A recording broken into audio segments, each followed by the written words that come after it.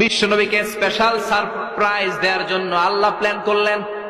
জিব্রাইল ডেকে বললেন, ও জিব্রাইল, আমার পেয়ারা নবীকে স্পেশাল সারপ্রাইজ দিব, কিন্তু এই সারপ্রাইজের গিফটটা তোমার হাত দিয়ে আমি দিতে চাই না, তুমি দিয়ে আসলে হবে না। আমার পেয়ারা নবীকে দুনিয়া থেকে টান দিয়ে আমার আরশের উপরে নিয়ে আসো।